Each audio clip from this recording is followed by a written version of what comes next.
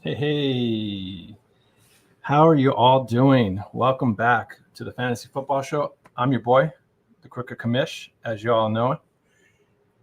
Thank you again for joining us. Please hit that thumbs up, please share, and subscribe to us so you can catch us every Monday night for some fantasy football talk. So tonight we have a guest joining us from a different podcast. Excuse me. The Tilt is Real podcast. They go on every Sunday right before game day. If you guys are looking for people to tell you who to sit and who to start, tune into these guys on Sunday mornings and ask them your questions, and they'll be more than happy to help you guys out, just like they've helped me out. So, what is on tonight's agenda? Happy you guys asked. Tonight, we're going to take a look at the running back duels that are in the NFL. We're going to go over and figure out which one of the two would be maybe the better option. Maybe there's no better option, and they're both really good. So let us know your opinions, please, in the comments. If you have an opinion or a thought, drop it in there and let us know. So without any further ado, let's get this going.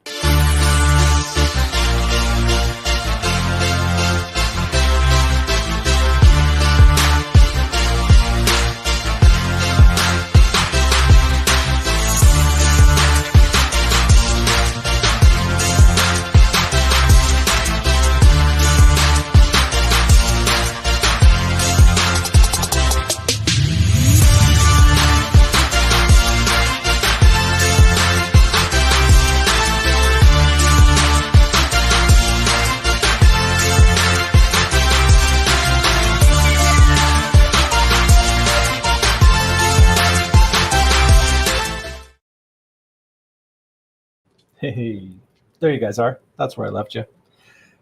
Welcome back again. Remember, hit that thumbs up, please share, and subscribe. We'll be here every Monday night throughout the football season talking fantasy football, going over the good and the bad that happened that week. So, guys, I don't know about you, but I'm getting pretty goddamn excited. This Thursday is the first game of the preseason. Bears versus the Texans here. And once that domino falls, it all starts to come real quick. So I know I'm already planning for my fantasy drafts here. I'm sure y'all are getting ready for your fantasy drafts. So I know one person that for sure is getting for their fantasy drafts. Let me go ahead and bring in my guest, Chef from The Tilt is Real. Hey, what's Chef, going how on? you doing? What's up? What's up? Thanks for having me on, Antonio. Oh, my bad, Mr. Crooked Commish. We speak in names, Yeah. false names. For those of you that don't know me, I am the FF_chef on the X app. My name is James. A couple of friends of mine, we got together during COVID and put this crazy idea together that this game that we played on Sunday morning. It was called Who is Tilting?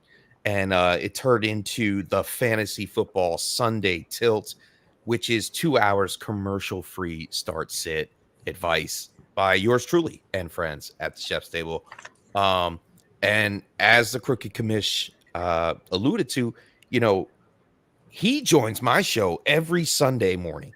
It's like his schedule. He wakes up, he grabs that coffee, and he joins in and starts asking his own start-sit questions. But for him to reach out to me and literally say, hey, you want to come on the show? You want to talk some running backs? I'm like, yo, I'm game. Let's go. Let's do it. I'm happy to be here. Awesome. I just have one question for you. Are you ready for some football?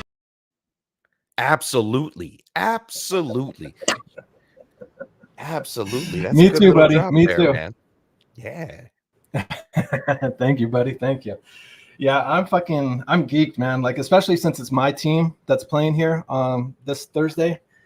I'm really excited to see what Caleb does if he's everything that he's been hyped up to be. So, I mean, do you hopefully really think he gets more than like one series? I don't think they're going to unleash him for like a half a football. There's no way. Yeah. No, I'd be disappointed if they don't play him at all, but I wouldn't be surprised, I should say. But I would hope at least to see him for a series. Is Tyson Bagent still on the Bears? Yeah. So we're going to see a lot of Tyson Bagent. Yeah, we're going to see the secret Bagent man. Yeah. Secret Bagent. Yeah, so we're going to see a lot of him. He's looking good in the preseason. I mean, not that he's really has any chance of taking Caleb's job or anything like that, but it's nice to hear that our backup's looking solid, just in case, God forbid, something happens to QB1. So yeah, no, you don't even want to talk like that. All right, especially with you got a brand new Lamborghini in the driveway. It's like I wouldn't even pull it out until race day. Seriously. Right. I would bring the fuel to the car to put it in. On a silver platter, like here. I'm very excited. I hope Caleb Williams does at least play at least one series so we can all check him out. I am interested to see what your offense has in store for not just fantasy football, but regular football too.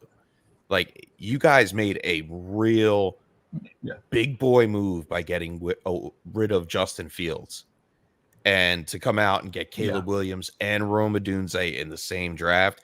I mean, I'm sure all Bears fans are ecstatic right now. Yeah, I mean, especially knowing that Poles was chomping at the bit to try and trade up to get Rome because he thought Atlanta or somebody else was going to leap in front of him.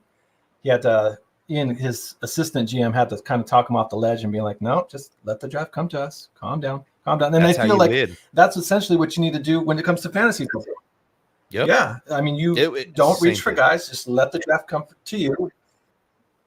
If there shouldn't be, when it's coming down to you with the first, next couple of picks coming up, shouldn't be just one guy that you're kind of circling there that you're targeting. You should hopefully have like 2 or 3 guys to where if one of those gets picked up, then it's like, okay, I'm going here. This is my next move. Boom. Have you seen the NFL Hard Knocks, the HBO Hard Knocks? Have you seen any of that this year? It's the off-season edition with my team, the Giants, and they put you in the backstage of how they're drafting and, what do we need to do? And I'm sitting there like, wait, me and my friends do this every day. We sit there and talk trades. We get ready for the draft. Like, I could do Joe Shen's job. Or how do you ever say Joe Sheen, Joe Shen? Right. I don't. I'm like, why I picked the wrong career twice? I should have just been an NFL GM. I could have done it. But no, it's really exciting stuff. Yeah, I mean, you think about it, like everything, and I like what you're saying. Like, let the draft fall to you. Sometimes you just have to go out and grab your guy, and just like the Lions did. And I'm sorry, I know they're in your division. Like the Lions did last season, they went up, they were proud, and they grabbed Jahmyr Gibbs, and the guy is a rock star, and I'm sure we'll go over him tonight in our running back matchups. But like, dude, sometimes you have to go and get your guy, no matter what. Which is true. I mean, there are times where you look at the draft and this guy's not going to be back around, and maybe he's not the next best available, but if he's within that top 10 range of the next guys to be drafted in a sense, if he's the guy you like out of those 10 guys in the name there in that little squad there, then just get your guy, but don't go for a guy who for sure will still be there for 2 or 3 more rounds. He'll still be there. Oh, absolutely that's not. Where you just need to kind of. No, you don't want to. That's where you need to just kind of. You don't ever want to reach over 3 or 4 rounds to go get your guy. No, don't be an idiot. But no, I a similar approach. I always tier base my rankings. I'll have like a 6-pack of guys for every pick that I'm going to come up with. 3 before, 3 behind, 6, 7 guys even. And I'm like, okay, I can live with this. Or, hey, maybe I want to just wait a little bit and then back to running back. Like this year, I've been playing a lot of best ball. I'm seeing where these running backs are falling. And I'm excited because when good starting running backs fall past the 8th round, you're like, it's payday because you can load Yeah. up on your wide receivers, and there are some really good ones top heavy this year for redraft purposes. Correct. In the draft, for sure, that's where you're looking for value spots. You're looking for value, not some. It's rarely when there's a guy that you really just flat out don't like. Typically, you may not like him that much, but you'll still take him at a certain round if he presents a certain amount of value. So, but let's go ahead and get into talking about these running backs. Let's go with the two main guys that I think are going to be on everybody's list pretty high, and it's going to be a debate on who's going to go first between the high-scoring, powerful offense of Miami, Devin Achane or Ryan Mostert. Looks like Achane's going in about the 3rd rounds in most drafts here, and Mostert's going around the 7th. Which one do you think has? Which one do you like a bit more between those two guys? I mean, Mostert with 21 touchdowns last year. It's hard to think that he's going to do that again. Yeah, you would think, but I hate to say it, but you can't go wrong with either player. Okay, but when you do it, the risk is definitely higher on Devin Achane. All right, Achane, smaller guy, 5'9", 185 pounds. All right, but he just doesn't have the weight to be a 3-down back. So he's, what you're getting out of Achane. You are getting those drop passes, those quick little crossing routes across the middle where he 5-yard dump down and he takes it for 45 yards. Because once he has the ball in his hands, you're not catching him at least for 10 yards. He was getting 10 yards a carry in chunks. And everybody's like, whoa, he's small. He's not supposed to be able to do that. No, he's that fast and that agile. And I just love him. I loved his college college profile. And I loved how he just planted his foot in the NFL and didn't look back. He is a little injury, not burdened, but he's had some. He's had some already. I forget what he had last year. I know he went down. It may happen again. And same with Mostert. Like Mostert went down. Like these guys are going a mile a minute. They're flying. But I'm going to go with Mostert because of the ADP. The ADP speaks truth. And like I said, there's a lot of running backs, and I was looking at ADP for Mostert. I believe I get it off of Fantasy Pros normally. Yeah. He's like overall 97. ADP at 97 overall. So like you said, the 7th, 8th round, like you can get Raheem Mostert. I'm going for that. I'm not going to rely on having Achane being drafted at the back of the 2nd round as my RB1. If Achane's an RB2, okay. But that means you drafted Breece Hall or Bijan Robinson and somehow got lucky with Devon Achane coming back around to you. I don't see that happening. So Devon Achane has to be your 1. I am not doing that for a running back that shares room with Raheem Mostert, who we saw score 21 touchdowns last year. So for that reason, I'm going with the later pick in Raheem Mostert. I don't believe he redoes the 21 touchdowns, but I'll tell you what, I wouldn't be surprised if he scored 16, and that's just fine for the price you're paying for him. Yeah, you really can't go wrong. No, especially in the 7th round and stuff. That's if you're 7th, 8th round, that's maybe your running back 2 or maybe your flex.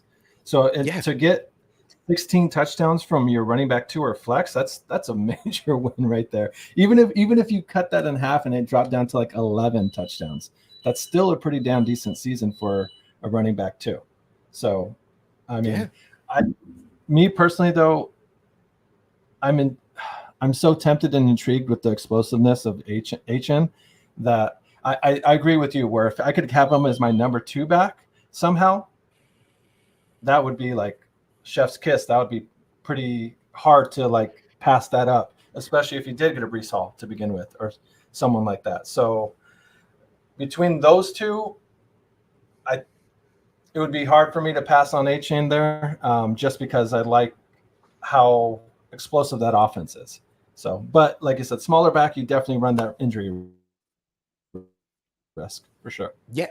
I mean, we saw him get hurt last year. So I think he does. He just can't. He just doesn't have the build to sustain hit after hit after hit. You know, and that's the only reason I think they're both fabulous players. But it's the ADP that scares me away from A-Chan. I can't have him as my RB1 because then that feels like I reached for something immaculate before that. Like no, I'd rather have a Breece Hall or a Bijan Robinson. If I'm not getting those two guys in the first round, then guess what? I'm going to wait a little bit because I see guys like Raheem Mostert in the 7th, 8th round. I see guys like, we'll talk about maybe a Cleveland Brown somewhere, in the 8th, 9th round. Right. Nick Chubb. Yeah. So yeah. Chubbs So we can go to Cleveland and talk about those guys between Chubbs and Jerome Ford, who last year took over for Chubbs and did a damn fine job of doing so. And it would be one thing if this was Chubb's first major injury like that, but I believe this is like the second time he's had a major injury to his knee like that. And it's like, there's only so many times you can repair that leg before it doesn't quite work the same. You don't quite have that same explosiveness. Right. So Ford seems to be going in the 11th round, usually most picks. So, I mean, that's not a huge difference, but there's one thing about this backfield that we didn't have last year. Now, we had Kareem Hunt, who stayed around. He took some carries, took some work away from Jerome Ford, but Nick Chubb was the guy until, obviously early on in the season, he got hurt. I think he comes back. And now thinking about it, I really do think that Nick Chubb at some point during the season regains his job. It's not going to be week 1. It may not be week 6, but I have a feeling Nick Chubb is that kind of guy where he has the unbelievable know-how to rehab himself. Like he dealt with one of these injuries in college when he was a running back at Georgia. He got drafted behind Sony Michel. Right. And he turns out he was the way better running back. Yeah. Michel's not even in the league anymore. Exactly. He's already retired. 2 Super Bowls, though. He did get 2 Super Bowls. Well, he's with the Browns. The Chubb's with the Browns, though. So it's like. Right. Fair is fair. But another running back isn't with the Browns this year. And I think it brings doom for both of these guys, where I am trying to avoid this Cleveland backfield as a whole. And that's Deontay Foreman, believe it or not. Now, Deontay Foreman is not going to be the guy that is flashy. He's not going to be the guy that gets all the work. He is the guy that comes in when you least expect it and gets on a roll, and they keep the other player on the sideline. He's bigger than Jerome Ford. He's much stronger than Nick Chubb, but they're both faster than him. Deontay Foreman's going to spell disaster for this backfield for fantasy football. He did it with the Bears last year.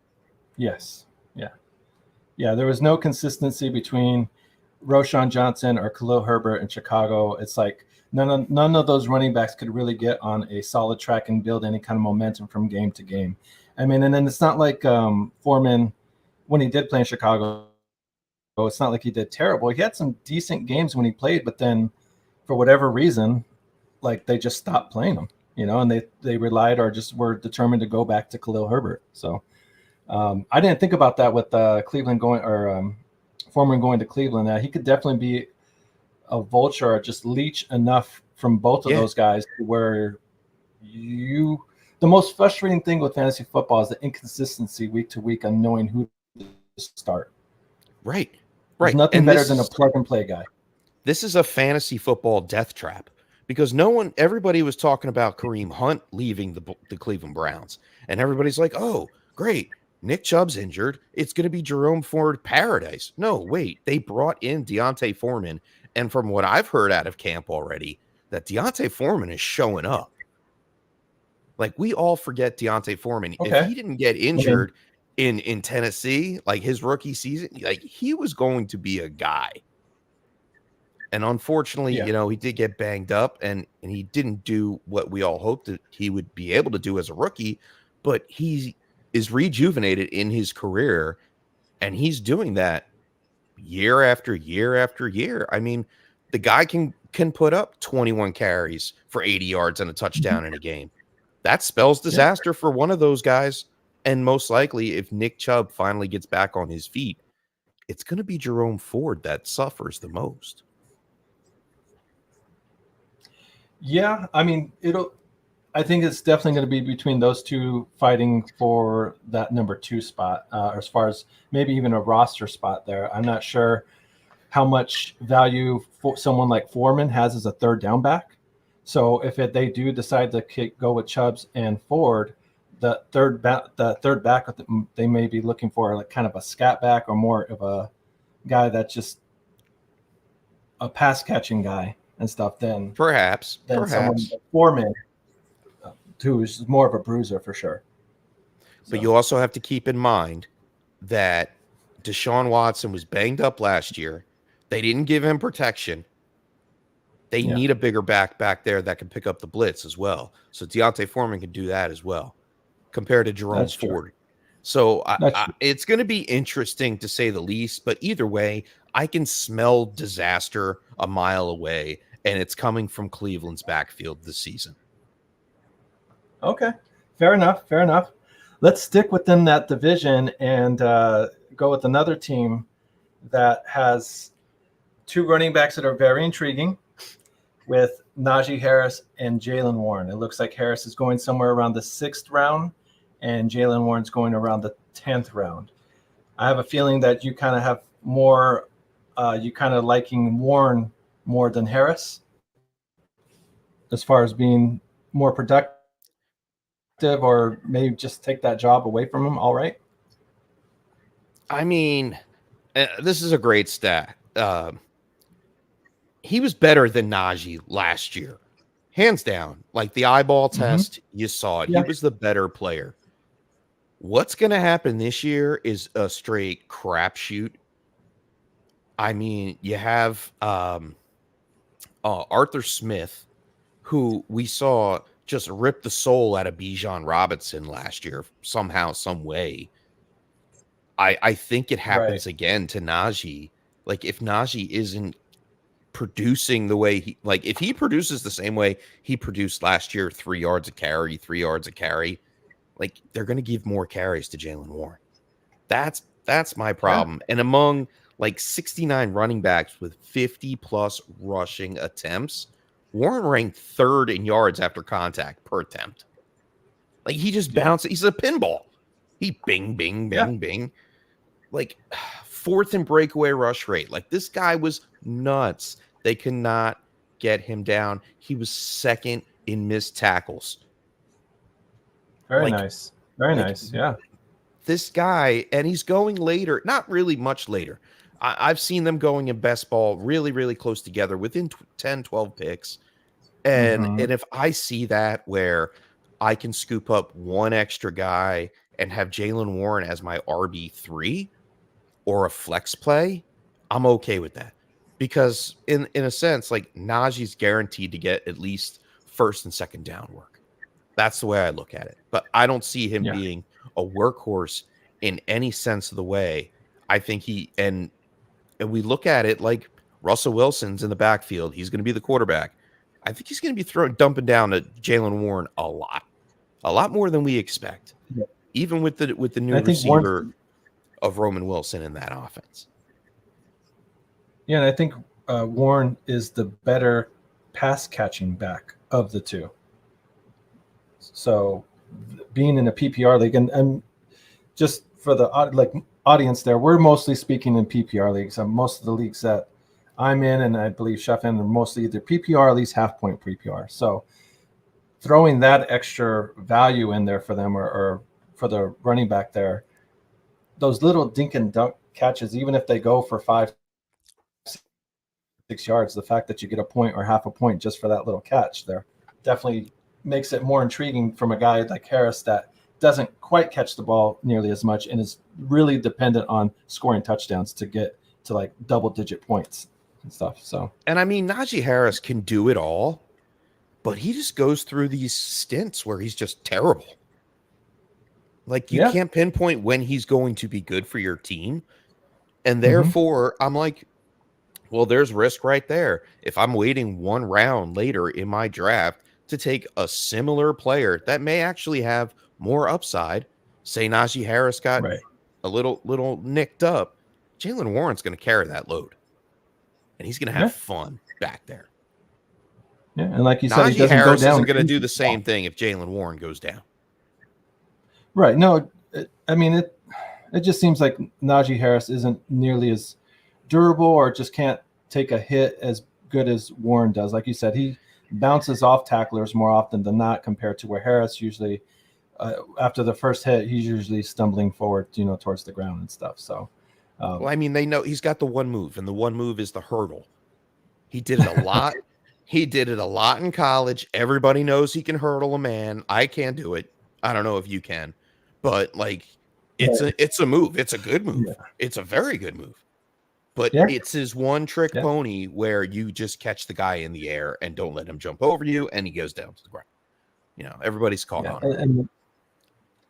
And then you get caught in the air like that, then you're getting you're getting power bombed there. You're getting suplexed on the sideline. Yeah. So, and then, then you're out for the season and my fantasy team's fucked. So, I had Harris, I think on one of my teams last year, and it was definitely frustrating having to play the guessing game week in and week out. And it never fails. The week that you put him on your bench is the week that he scores points. So then the next week you're like, okay, I'll throw him in there now because he looks like he looked really good. And no, he goes back to scoring you 2-3 points. So it reminds me of the Patriots backfield from yesteryears where you couldn't pick which one you wanted, and it all came down to, well, guess what? It's James White. It's the pass catcher. Yes. So I'm team Jaylen Warren all the way for the slight chance that he can take over that 1A spot and just really dominate for the Pittsburgh Steelers this year. I agree. I don't blame you. I don't blame you at all. I'm not a big Najee Harris fan at all. So I'm not sure with Russell Wilson being there, how much more kind of protection or makes him a better player. So I'm more concerned with the simple fact that they have Justin Fields who can line up in the backfield and run the ball. That too. Yeah, he likes to do that around the goal line. They are going to do that, and it's going to kill both of their values. So like the sweet spot for me this year for ADPs thus far is like I mentioned, like the Raheem Mostert, and we'll get to some other guys. I really like Zach Moss this year late for Cincinnati. He's got a great job there. Even you like him better Singletary. Than Chris Brown? I definitely like him better than Chase Brown. Yes. Chase Brown, that's what I meant. I am team Zach Moss all the way. I've touted him for years, even when I was wrong. I wasn't wrong, because sometimes fifth, sixth year of the seasons, they finally learn how to play football. But like, hey, I'll take it. Like, he was doing the same thing Jonathan Taylor was doing in that offense last year. If he does anything like he can, like Joe Mixon did, he's going to be a top 10 running back, and he's getting drafted right around the same time as Raheem Mostert. It's a no-brainer for me. Which is crazy. Yeah. I mean, he's a starting running back too. I mean, So, I mean, he doesn't have the sexy name, and I think obviously that's why he's falling. But production's production. I don't give a shit. What the hell? He can be named Santa Claus or Mickey Mouse, as long as he's scoring me fantasy points, I don't care. I mean, no one was saying Kyron Williams last year. Yeah. No, I mean, I think I was hearing his name a little the year before that, but then he ended up getting injured in the preseason. So then he kind of disappeared and fell off Raiders and stuff, or the radar from everybody. So, but well, let's take a quick break and pay some bills real quick. Listen, shout out to my man Terrence from Chicago's Clubhouse podcast, from the Moore's Brewing Company here in Chicago, Illinois. All right, we got bros out here putting out this for the Moors. It's tasty. I didn't even have to come on here and lie about this. All right, this tastes like what I like when I drink a beer. I don't drink a beer often because I'm too big and I need to stay off of carbonated drinks. But this is the carbonated drink you need to open up and crack and take a sip. All right, if you want to come out of the dark ages, be educated. All right, get you some of this Moore's brew right here. It's definitely tasty. You can get it in Kimbark and High Park. Whoa. I thought we were a team. Where's mines? And when are we getting in Tempe, Arizona? I guess we're going to have to find out, man. But everybody out there, for here in Chicago, go to Kimbark and pick you up some Moors.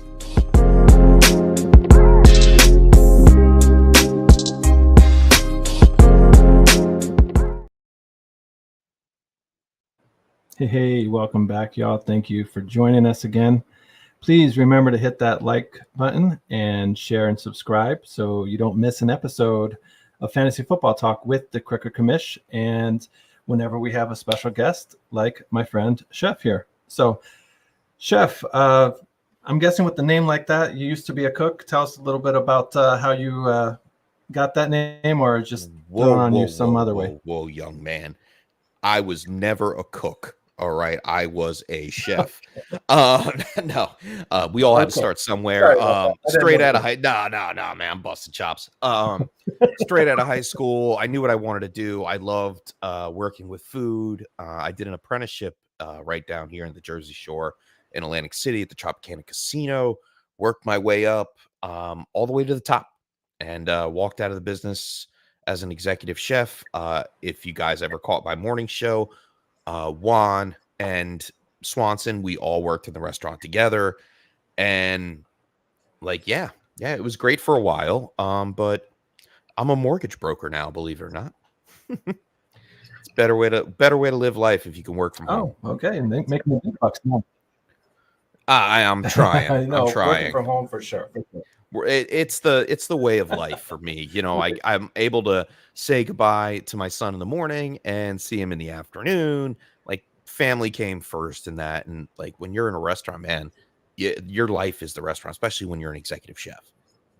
Like, you don't have time. Like, you go to bed at 2 a.m. You're waking up at 6 a.m. Your phone's ringing at 7 a.m.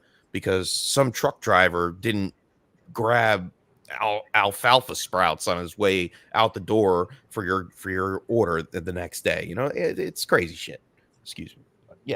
No, just, you don't have to worry about cussing here for sure. It's just, but yeah, it's just one problem after another tends to come up day to day. So like we were saying earlier, you just kind of have to roll with the punches sometimes and deal with the mess that is thrown upon your feet.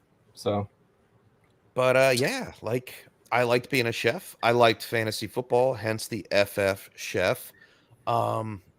X tag. I guess we call X now. I'm not a big Facebook guy. I know you guys are on Facebook.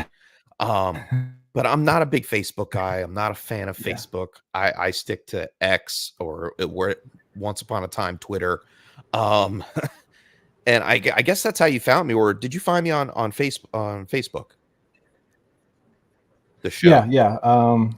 Yes. Yeah. Looking through the Facebook Live area there, and came across your guys' show, and like I said, just started tuning in week to week. I liked your guys' advice.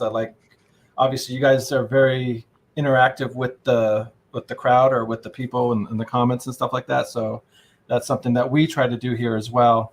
So when you're engaging with the audience and stuff like that, it makes it a lot more funner and stuff like that. So and I thought that was like the main reason for our show. And you know, you have this show, and I was so proud to actually find out that one of the people that watch my show have their own show, and I'm like, that's awesome. Like, yeah, I don't know how long you've been doing that. How long have you been doing the show? Let me ask you that. I have you live on the air. So I started. So yeah, I had told you guys too. I think last season, my wife really was. I gotta give her a lot of props. She really was pushing me and kind of like encouraged me to do it. So which was awesome. And I started like at the halfway through the season last season, where I had like my first one, and that felt kind of weird to jump in halfway through a season. You know, I felt like it was one of those things where it's like maybe I should have just waited at the beginning of this season and just started fresh, but whatever, at least it gave me some experience of kind of being on face to face or kind of on camera and stuff like that. And words allowed me of to kind of get wisdom. a microphone and stuff like that together. So You that gotta takes some have a getting good used to. mic.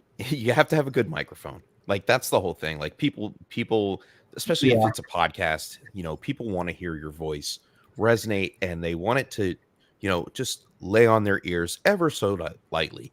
Number two, and this is the main reason why we started the podcast. We always like to help people. And I don't know if you remember the Matthew Berry Fantasy Life app that they had out years ago. Well, I would stay up at night because we get off of work late, and I would just stay up and I would message in the chats. And after a while, I started answering questions, and I'm like, yeah, that's this. I would do this, and you know, I'll take Joe Mixon over this guy, and I'm like, which way are you tilting?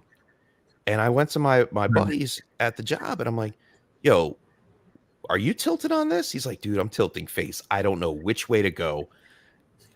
And it became this thing that we did every week. And then obviously COVID started and everything shut down. And I was like, well, I'm grabbing a mic. I'm buying you one, Juan. We're all going to sit down at my house with even with a mask on and do this show. All right. We didn't know what we were doing back then, but we always had this one thing, and it's our mission just to go and help one person get better at fantasy football. Because once you do that, not for a price, I'm never going to make money in this industry. There are so many people way more experienced and way more exciting than I am. But it's just to help that one person, and to see you go out and hop on and start a show. And you were like, oh, I didn't know if I should hold off for no. It was your time. It's your time to get on the mic and just speak your mind. There's never going to be a right and a wrong answer in fantasy football. We're a bunch of adults rolling the dice on other adults playing a sport. We're playing a sport about a sport that we can't control. All we can do is predict. So as long as you do your homework and you have a prediction and you stick to your gut, that's what my wife always says, stick to your gut. She'll vouch for me. I scream at the television every Sunday, and every time I'm screaming, it's because I didn't stick to my gut, and she knows it somehow. But yeah, I mean, we're off topic. I'm sorry. We're rolling in a different direction here, but yeah, help one person, help yourself get better at fantasy football, and hey, if I can, and the response from the show was the best thing for us. That was the payoff at the end of the year when it's week 15, 16, 17. And everybody in the chat on a Sunday morning are raising their trophies or saying, hey, you know, thanks for the last minute waiver ad, or, you know, thanks for the tight end pick between Hunter Henry and, you know, Darrell, or some shit like that. Yeah, like you know, it doesn't matter. Like, but if that little piece of information helped them win their league and help them get better, or they pick up a trick from a trade that we talk about on the show, like that's what the show's there for. It's for people helping people. Yeah, and I just love it. I'll probably never give it up.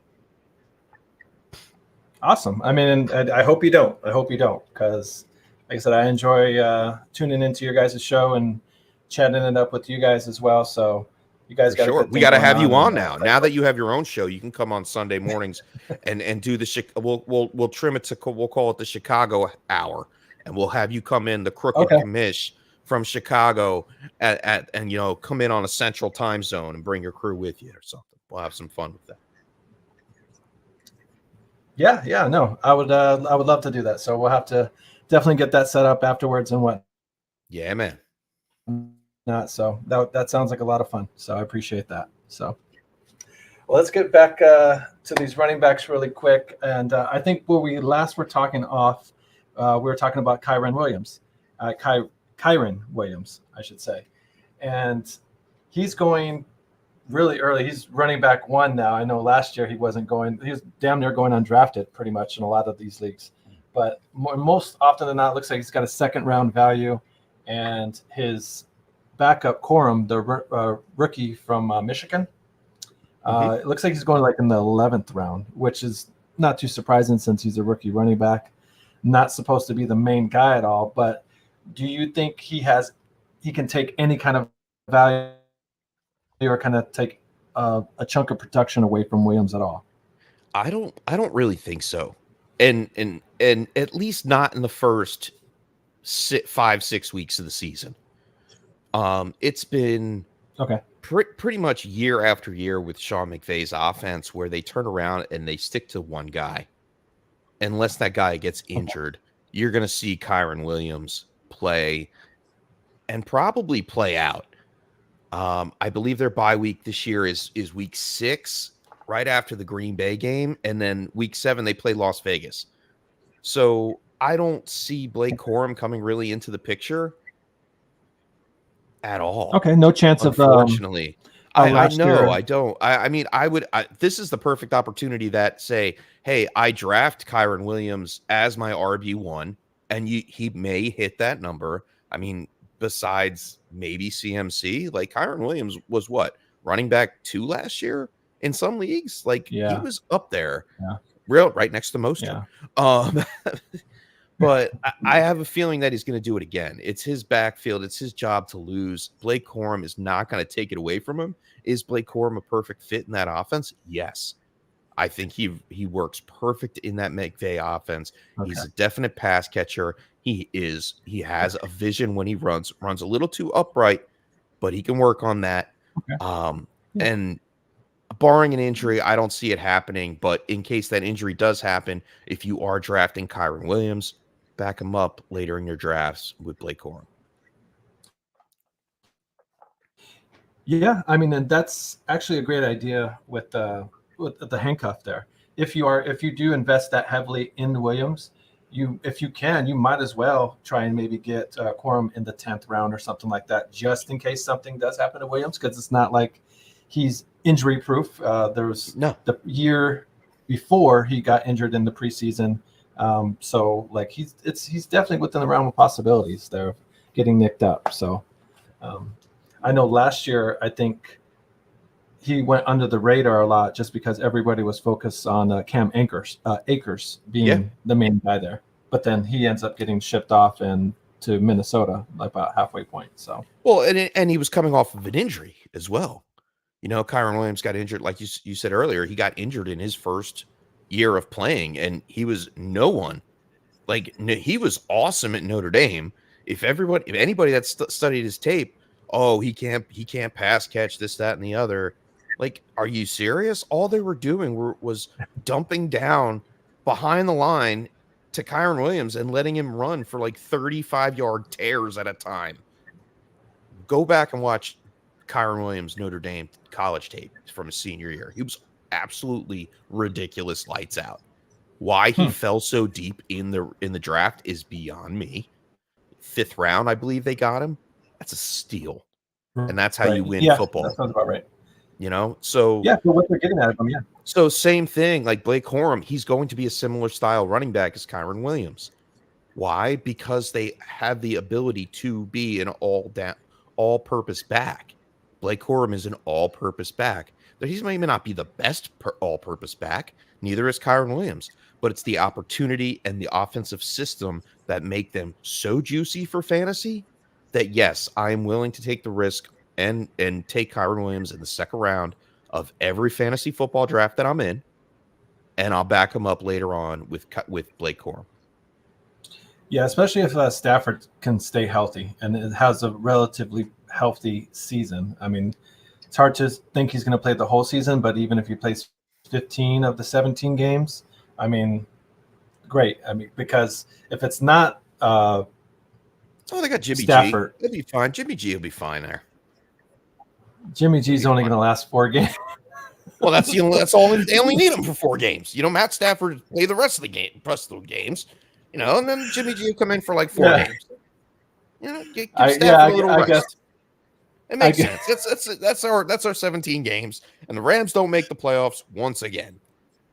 All right, yeah, fair enough. I forgot about Jimmy G being there. So, yeah, it's either him or Stetson Bennett. Like, it's not going to be Stetson Bennett.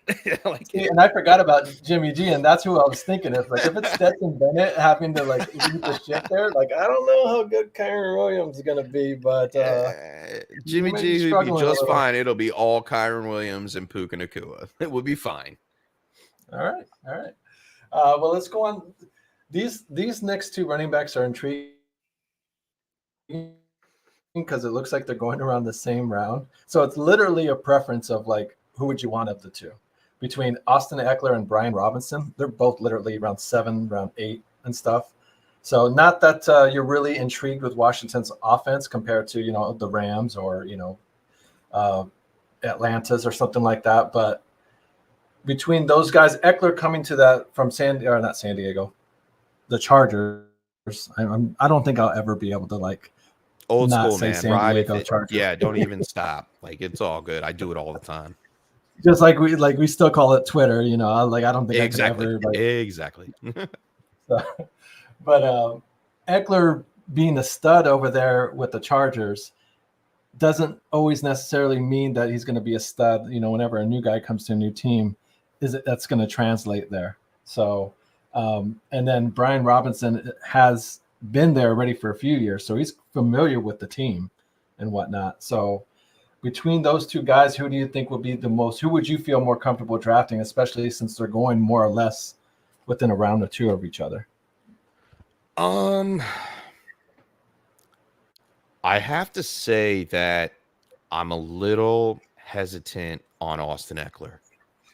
Okay. Even though he's going later than Brian Robinson, I'm hesitant for both of these guys. Like, new coach, new offensive coordinator, new ownership, new quarterback, running quarterback.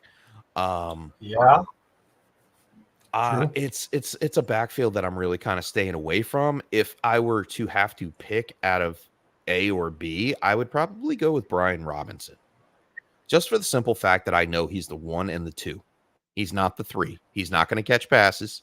He can if he has to, but he doesn't. That job's going to go to Austin Eckler. I think Austin Eckler is going to be more of a scat back, as you had mentioned earlier. I don't think you're going to see him too much. You'll see him around the goal line. These guys are going to fight with each other for the goal line carries. I think Austin Eckler wins that out. But I don't know how much this offense is actually going to be around the goal line as well. So that's something that I don't want to put my chips on too much. Like I said, if I have to, like Brian Robinson or Zach Moss, who would you pick? Zach Moss. Yeah, I made you pick Zach Moss. It's easy that way. Brian Robinson or Devin Singletary. Oh man, those are terrible choices. I might do Robinson there. I might do Robinson there. Just that's fine. That's fine. Like, I've never really seen anything that's really got that Devin Singletary's gotten me excited about. Really, can't think back of a big game where he's had like 120 yards and 2 touchdowns. Like no. He's a bona fide RB2. He's bona fide bottom of the RB2 barrel. I'll take him at like RB21. I mean, that's probably around where he's going to finish. But Zach Moss, he's by himself. And that's why I like it. And it's all about opportunity and what these guys are going to do with the opportunity. We know Brian Robinson is good at running the ball 3 to 4 yards and then getting hit and going down. He's not one to take it to the house. All right. He takes chunks off the field, small little chunks. They need to move the offense in Washington. They've lacked that passing authority there. And bringing in the new offensive coordinator who is with the Arizona Cardinals, and his name is not coming to mind. It's an air raid offense. We saw it in Arizona. Okay. Oh my God, I can't He was even with remember. Kingsbury. Yeah, Cliff He was Kingsbury. with Thanks you. Kingsbury. So Cliff Kingsbury is the offensive coordinator now for the Washington Commanders, which I believe they are going to throw the crap out of the ball. We have Jaden Daniels running in the backfield, running the ball when he needs to run the ball. I think it's going to be throw first, Jaden Daniels run second, and then Brian Robinson and Austin Eckler filling in the gaps where need be. I don't think this offense is going to promote a run first offense, and it's going to hurt both of their values. So, like I said, Zach Moss, I'll take him over Austin Eckler and Brian Robinson. But if I had to take one, I would go with the younger back in Brian Robinson. Austin Eckler injured last year. We don't know what he's going to get. And when he was on the field, he did not look good. No. All right. So with all that coming together, I'll go Brian Robinson. Don't blame you. Like I said, the Chargers were definitely patting themselves on the back, not giving Eckler the contract extension that he was seeking before the season. So I'm sure as the season was going through, or where they got to the end of the season, it kind of was like, see, this is why we didn't want to. Yeah, but they screwed up and they drafted Quentin Johnston. So they can't really toot their horn too much. You know what I mean? And they got rid of their offensive coordinator. He's now in Philadelphia. So like, what the hell? Yeah, they clean house too. So they can't say anything. They're not too happy about that. They saved some money. Maybe that's about it. Yeah, and it'll be interesting to see what Harbaugh does there with the Chargers as well, and how he puts his own little spin to that team. So I'll be here. We'll see here. Yeah. So let's round up here. We only got like a few more teams I kind of want to talk about and pick your brain. Then I got a question here at the end here. All right. Detroit, Jahmyr Gibbs going around pick 13 averaging, so around second round, and David Montgomery round 6. He's going around. Gibbs looked definitely like the more explosive back last year. Like they both had pretty damn decent seasons. It took Gibbs a little while to get going, but once he started to get going, he was definitely, like I said, you see the more explosive back out of the two. Montgomery definitely solid season, had a few decent runs as well, but the more exciting player obviously is Gibbs and stuff. So are you willing to pay the price of a second round pick for him, or would you be thinking that Montgomery can be just as productive as last year with the 6th round pick as your RB2? Now, I would say yes to both questions. So yes, okay. I would go all in the second round for Jahmyr Gibbs. I may even pay up into the late first for him if he's still there. It's all depending on roster build, obviously, and where you are in the draft. If you can get Jahmyr Gibbs as your RB1, yes, do it. And then I'll answer the second part. Monty, yes, do it. 6th round. He's a low RB2. Like, you can't go wrong. He hasn't unlearned anything. All right. The guy just barrels into the end zone, and he can take chunks and he can catch the ball. He could do pretty much what Jahmyr Gibbs can do, but Jahmyr Gibbs is younger. He's more agile and he's faster. So with that being said, I think it's Gibbs' season this year to break out big time, more so than he did last year. All right. He came on later in the season. We see it year after year with running backs. They take some time before they take the bait and just go with it. So with that, like I said, I think you're safe either way. I am not drafting both of them. It's not a handcuff situation. If I draft Gibbs, I'm not drafting Monty, because then you're shooting yourself in the foot. You can't play him. You can't play both of them unless some act of God says you can. But I'm not going to play against myself, because that's just, counterproductive in that sense. I wouldn't draft both. One or the other, perfectly fine. Whoever you want. Go if you want the cheaper version. Go with Montgomery. You know, he'll be a RB2 or an RB3 flex play for your team. But Jahmyr Gibbs, he's a bona fide RB1. He's my RB3 this season so far, or maybe RB4. I don't know. CMC is still up there, but he's like in my top 5 guys. All right. I have, you know, you always have to have CMC in there. You have Bijan, you have Breece Hall, you have Kyron Williams, and you have Jahmyr Gibbs. Any of those 5 guys as your RB1, you're solid. Chef, I think you're making it real personal, not putting in Barkley there in the top 5. Oh, no. Like, no, that's not personal. Not at all. I couldn't even wear a jersey tonight. You know that? It's a running back night, and all I have is Saquon Barkley jerseys. I have like 8 Saquon Barkley jerseys. What the hell am I supposed to do with all that now? I can't even sell them. Yeah. I don't even know if he would sign them for me. Probably not. And I'm closer to Lincoln Financial Field than I ever am to the Meadowlands. Yeah, that let me down. Yeah. I'm sure that stung a little going to Philadelphia there. It stung going to Philadelphia, but I mean, eventually you have to get over the hump, and I'm kind of happy that we let him go. We're not going to win the Super Bowl this year or next year or the year after. So why pay for someone that much money to stick around when we can get other players that we need? We needed offensive linemen. Who do we get? We got that guy from Carolina, the defensive guy. Oh man, that's gonna haunt me. I can't remember his name. I'm getting tired. You could tell. Was it DJ something? I thought Barnes or defensive end you got? Yeah, the DN. The linebacker. The linebacker you're talking about? Yes. Okay. Yes. Yeah, Burns or Barnes. Yeah, I know who you're talking about.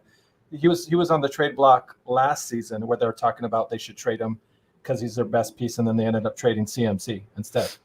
Yeah, keeping that guy, but then they trade him. Screw that season, up. So. Trade CMC, sure. Yeah. Who else we got? Who else we got, Antonio? Who else we got? We talking any more of these teams? I got a couple here I'm looking at. I mean, you want to do a speed round real fast?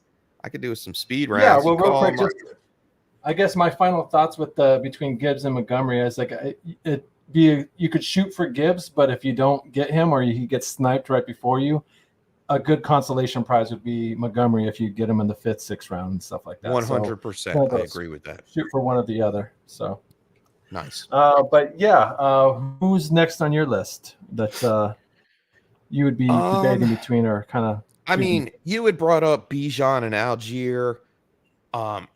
Real quick talking points. I'm not interested in Algier. I never was. Arthur Smith just threw him in there because you could just pound that guy up against the wall and he just keeps going.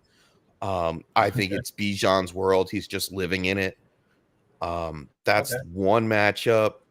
The other one you had mentioned was Ken Walker and Zach Charbonnet, which could be interesting this year. I'm still team Ken Walker. All right. I'm not giving it. I love Zach Charbonnet, the prospect, but he didn't do too much of what we saw last year. I need to see it to believe it. And we'll see it in the preseason if it's going to happen this year or not with him. Yeah. If it happens. If. Oh, yeah. It's a big if. Like if you don't see anything in the preseason at all. Yeah. Yeah, it has to happen in the preseason. Similar to preseason games for sure. Similar to like what Ramondre Stevenson did in preseason. Just took off. Like he needs to be shot out of a cannon, score a couple touchdowns with like 2 or 3 carries. And then everybody's eyes on him. And let that Ken Walker value just slip a little bit lower, so I can take him everywhere. Yeah, well, right now he's at a 4th round value and stuff. So, I mean, Walker, if you could definitely get him a round or 2 later, get him into the 6th round, if Charbonnet can look a bit. Even if I can get him in the 5th, I'm not greedy, Crooked. I'm not greedy. Give me Ken Walker in the 5th round. Yeah, it's doomsday for whoever. And now, see, that would be where I would be okay with taking Devon Achane as an RB1. If I knew I can get someone like a consistent RB2 in Back Ken like Walker, that's the spot that I'd be okay with. And I'm going to start figuring out what I need to do for my drafts that make that combination possible. But yeah, I mean, It's going to start here.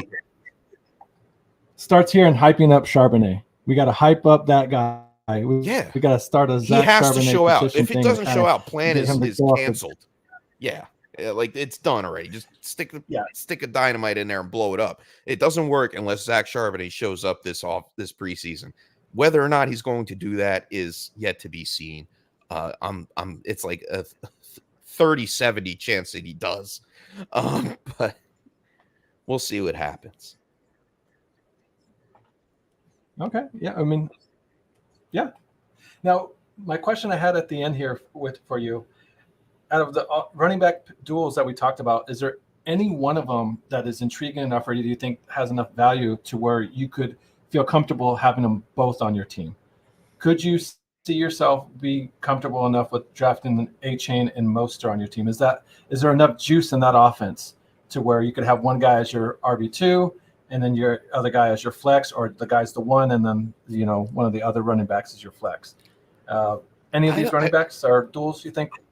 I don't know if any of them are going to withstand enough work to both work out in your favor. I guess you can play the Achane Mostert with that dynamic Miami offense, high-powered, very, very fast pace. I think those two you could do and be okay with it, because if you're taking both, Achane would have to be your RB1 once again. But if you get Ken Walker as your RB2, you might be all right. And then you get Raheem Mostert in the 8th round as a flex play. Yeah, I'm okay with that. If I have Raheem Mostert as a flex play and I have an RB1 and RB2 that I'm happy with week in, week out, I'm good, because I know if Achane gets hurt, I have Mostert to plug and play. I think, to answer your question, that would be the one, probably the one and only team. Maybe Detroit, maybe Gibbs and Montgomery too. You can't go wrong. But I don't like doing two from the same team that much. Yeah, that's a good more question. Dangerous. Yeah.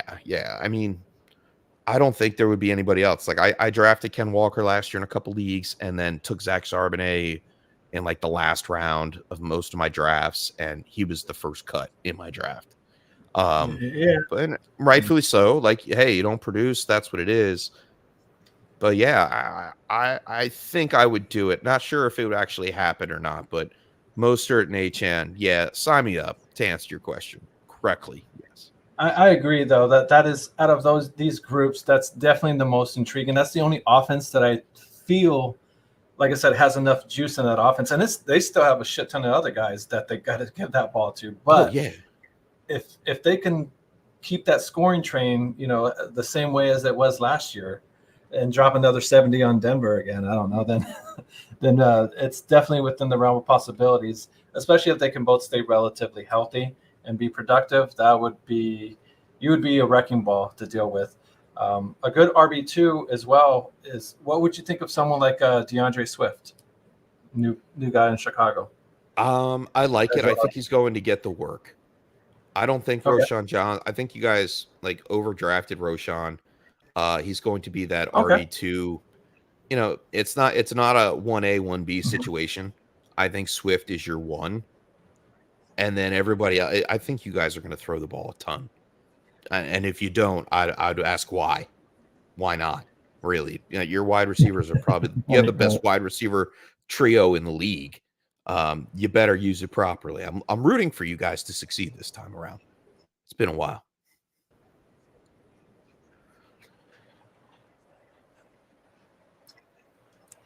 I appreciate it. Trust me, I'm rooting for us to succeed too. It's been way too long and stuff. So, but we'll see. I mean, definitely, I'm, like I said, super intrigued with Caleb. Super intrigued to see how Keenan Allen's going to fit in with this team now. I love having that type of veteran receiver on our team to kind of help guide or show DJ more, kind of take some pressure off of him, sharpen up his kind of skill set at all. looking at Keenan Allen doing the foot drills and stuff between the ropes, his feet still look super fast for being a 13-year vet. So, and the fact that this guy knows how to run crisp routes is only going to help someone like Rome develop as well. He's one of the best route runners Yeah. in the game. Like he has the crispest routes. Like he is going to be the safety valve for Caleb Williams, I believe. Keenan Williams is going to be his safety valve. I think Swift gets the carries out of the backfield that are designed for Swift carries out of the backfield. I don't think it's what do I do? Pass down or dump the ball off to the running back. No, you dump the ball to Keenan Allen. All you got to do is chuck it over the offensive line, and he's right there, always open. And then you have two other wide receivers. You know, I don't know how much 11 personnel you guys are going to play or 3 wide receiver sets, but Roma Dunze is amazing. And, you know, DJ Moore, a couple games last year, he was lights out. And I think 3-touchdown game. Yeah. And I think his consistency comes with a more consistent quarterback in Caleb Williams compared to Justin Fields last year. So I'm looking for DJ Moore to do good things. I know it's going to be competitive for touches. For fantasy purposes, I want Caleb Williams and nobody else, just because he has such good wide receivers. Like, I don't want – no, you don't do that. It's just like a running backfield. Like that has 2 or 3 guys in it. You don't want those wide receivers. Maybe one if you have to. Right. Maybe, like I said. Well, Chef, I think that's about all the running backs there that I had on my list. Is there any other running backs that you wanted to talk about, or anyone else that you wanted to bring up to put on the radar for people to look out for? I'll put one out there for people to look out for. It's Trey Benson. Okay. Out of Florida State. He's now the backup in Arizona. All right. Okay. And yes, my man is going to take over. We all know Connor has never played a full season. True. And he is faster and better than James Conner. James Conner will be in the way for most of the season, but you wait for him. He is going to be like, almost not like a Devon Achane, because I don't know if there's another prospect out there that's going to be like that, but coming on later in the season, like a Jahmyr Gibbs did, like an earlier Miles Sanders did. Okay, so it sounds like Benson might be one of that guy that might help you push you into the playoffs, fantasy football playoffs, since if he's going to come on later in the season, he might be that sneaky pick there to where he now takes over the Arizona backfield, and now you can just ride him out.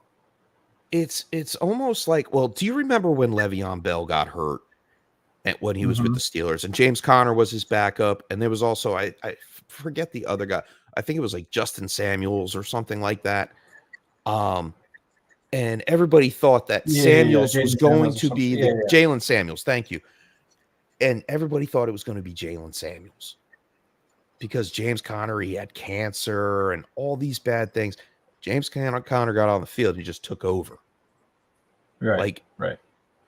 That's what Trey Benson's going to do when he gets on the field. It's just a matter of time. We don't know when, but it's a matter of time. Definitely scoop him up. If you have room on your roster, I don't know how deep you guys play. If you're in a dynasty league, he's definitely a prospect. I look to draft end of first round, beginning of the second round, if he's still there, in super flex drafts, obviously. But yeah, Trey Benson for the Arizona Cardinals is going to turn some heads. Okay. I'm planning on going to check out the Cardinals training camp this coming up weekend. So that's someone to look out for. Yeah. Tell him I said hi. Yeah, if I get my media pass in time and get down the field, I'll make sure to mention. Hey, Chef said hi, Benson. Thank you. He's like, Chef, Chef from New York, the Giants fan. Yeah, he knows. I subscribe to the Tilt is Real. Could you imagine? The Tilt is Real, Chef. Yes, that's who it is. Yeah. That's not that real. The tilt is real. I'm tilting right now. So, Well, thank you very much, Chef. Is there any shout outs or anybody else, anything you want to say to our lovely people here before we head out and end the show? I'll say first and foremost, thank you for having me on. I think it's been far too long since I actually sat in this podcast chair. So thank you for ripping the Band-Aid off of a scabbed leg for me on that. I really do appreciate talking to you. I enjoyed being here. And shout out to my guys, FF One of a Kind, Mr. John JAWN Swanson, and all our listeners over there at the Tilt is Real podcast and the Fantasy Football Sunday Tilt Show. Go on YouTube, check us out. The Tilt is Real. We're on the X. We're on Facebook. That's how Crooked Commish found us. And just check us out, thetiltisreal.com. Yeah. And tune in on Sundays during game day if you want some free advice to win your leagues. Awesome. Yeah, I know I'll be there. So hopefully we see you guys there as well. Chef, I do want to thank you very much again for coming and joining. Means a lot to me. Like I said, especially me watching your show to begin with and having the encouragement from you guys to, hey, just jump in the pool. The water's fine, Yeah, so, man. I appreciate the encouragement that you guys have given me as well. So, and I want to thank everybody that's watching as well. Thank you guys. Please make sure to tune in tomorrow's show where we are going to be talking about the Bears and this. I mean, listen, we're talking about practice. Not a game. We're talking about practice. Yeah, that's all there is right now is practice. So, I mean, that's what we're talking about, guys. Got to do what you got to do. Yeah. But after this Thursday, first domino falls, preseason game starts. Next thing you know, we're doing fantasy football drafts. So, but until then, guys, like I said, tune in next week. Please hit the like button. Please subscribe. We'll be here again. Please check out the Tilt is Real podcast with those guys on the Sunday when the football season gets rolling around. So, Terrence, thank you very much for dropping by. So, all right, guys. You know what they say: if you can't be good, make sure you are good at it. Thank you again for joining us, and I hope you all have a good show or a good rest of your week. Later. This has been a Chicago Clubhouse Network production.